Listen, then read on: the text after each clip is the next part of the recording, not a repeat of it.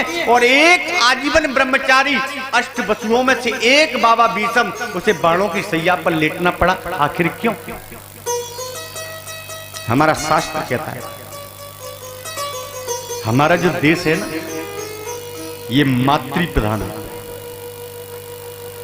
हमारा देश मातृ प्रधान है क्योंकि हम अपने देश को मां कहते हैं। क्या कहते हैं अपने देश को? क्या बोलते हैं? अरे बोलिए, भारत माता। हमारे यहां बहने वाली नदियों को हम मां कहते हैं। मां गंगा, मां जमुना, मां गोदावरी, मां सरस्वती। और तो छोड़िए, हमारे भारत में हमारा कल्चर ऐसा है, हमारी संस्कृति ऐसी है, हमारी सभ्यता ऐसी है कि हम एक गाय को मां कहते हैं। और ऐसे मातृ प्रधान देश में अगर किसी स्त्री का अपमान हो जाए, क्योंकि शास्त्र कहता है यत्र नारीष्ट पूजन्ते रमन्ते तत्र देवता। जहां नारी की पूजा होती है, जहां स्त्री की पूजा होती है, जहां नारी की पूजा होती है, वहां देवता रमण करते हैं।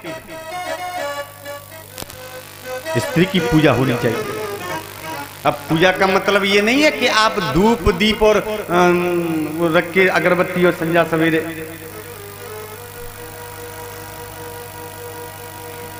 अच्छा, पूजा का एक मतलब और भी है, जानते हैं? अब यहां तो कुछ नहीं है, घर चल भांति पूजा होगी।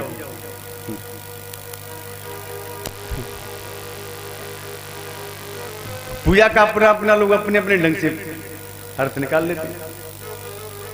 यज्ञ नारिष्ट पूजन्ते, पूजा का मतलब स्त्री के सम्मान से। पूजा मत करो, लेकिन उसका सम्मान जरूर होना चाहिए। मैंने कई एक बार देखा है, बाजार में चलते चलते पति पत्नी झगड़ जाते हैं और पति बार बार उसे गाली देकर के अपमान कर देता है। क्यों भाई?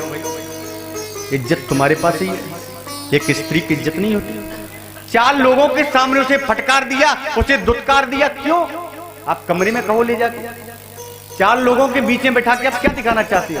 आपके पास स्त्री है, किसी और के पास नहीं है। स्त्री का सम्मान बेहद जरूरी है, और जो स्त्री की कदर नहीं कर पाया, वो अपनी गृहस्थी की गाड़ी ठीक से चला नहीं पाया।